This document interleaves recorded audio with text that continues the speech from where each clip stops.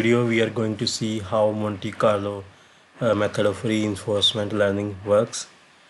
So I am referring to one of the posts written by Chris Yoon on Medium. So you can see that on my screen, and I will share this post in the description of the video also, so you can go to this page and see all the derivations and code which is being used here to solve a cart pull problem using Monte Carlo approach. So let's quickly see how this algorithm work. So first step is perform a trajectory rollout using current policy. So for Monte Carlo approach, you first have to complete one phase, one complete iteration, or you can say one round of game. uh, then only you will be able to use that information which you will get from playing the first round in the policy. So first step is to perform a trajectory rollout, that is one full iteration of game. Then you have to store the log probabilities of all the actions and rewards at each step you got. Then third thing is you have to calculate discounted cumulative future reward at each step, and then you will use that discounted cumulative future reward in learning the policy gradient parameter, and then you will update the parameter of your policy, and like this your policy will learn. Then you have to repeat all these steps again and again. So here Chris Yoon has already written code to solve the Monte Carlo problem, cart pull problem using Monte Carlo algorithm, and he used PyTorch as a tool to solve the problem. So I copied his code and pasted on the Colab notebook. So I am executing this code here for you. Create a Colab notebook and then try to see. So first part is all the imports. So we need sys, torch, gym, numpy, and then matplotlib and some of the other module of a torch library. Then you have to execute this cell. Then in the second cell you can see we have taken one gamma parameter. This is basically discounted factor and its value is 0.9. Then we are creating one neural network which is our policy, and this network will uh, learn the algorithm and it will give us prediction, give us the action which we have to take. So first is constructor.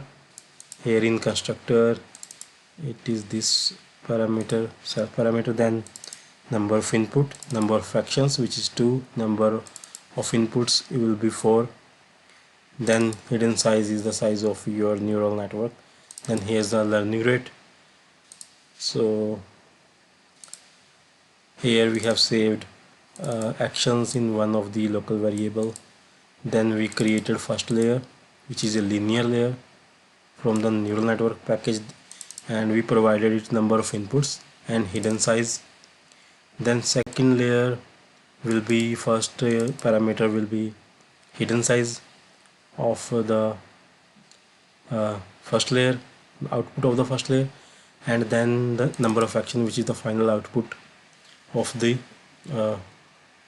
this neural network. So and then we are using optimizer, Adam optimizer with learning rate we have provided here. Then we define the forward function which will basically receive the state and it will return the output of the neural network, which is a probability. So as we can see, we have passed that state to the first layer of the neural network, then we have applied value activation function, and then output we have put in next variable, then this output we have passed in the second layer, and we have used softmax function as output. So softmax function will basically returns output probability of both action, since we have two action here. And then finally we have get action method, which further takes state as input, and it will here converting it to the state tensor, and then we have passed it to the forward function, and forward function returns probability. We then uh, detached it as a numpy array from the tensor, and we have taken the uh, action having highest probability, and then we have calculated log probability here, and finally get action method is returning the probability of highest action it is returning the highest probability action and probability log. Then we have we can ignore this cell because I have typed it for testing, so it is not required. It is already done in the update policy function. So here we have update policy function, which is basically the heart of the Monte Carlo method. Here the implementation of the Monte Carlo approach is done here. So for example, if you create any of the reinforcement learning, this part will remain same, almost same, and here is what things change. So like here we have a Monte Carlo method. So in Monte Carlo method, uh, while updating calling this function, what we are achieving inside this function. So first thing is we are uh, uh, creating an array with cumulative rewards, cumulative discounted reward. So like in the rewards array, we have all the rewards we received in one iteration, for example. Then we uh, iterate over these rewards using for loop. We have these two variables which is initialized to 0. Then we further iterate in the loop of the rewards, and we calculate rewards value, and then we put this value uh, in the discounted rewards array. And next thing is we are normalizing it. First in this line we are converting it in the tensors, then we are uh, creating some optimization here. So it is very useful for learning. We basically trying to minimize the thought the tensors. So we call it normalized discounted rewards. So if we don't perform this operation, then our learning algorithm sometimes doesn't uh,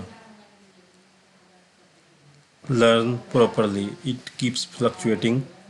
So it is very useful to normalize our input before we put it on in the algorithm.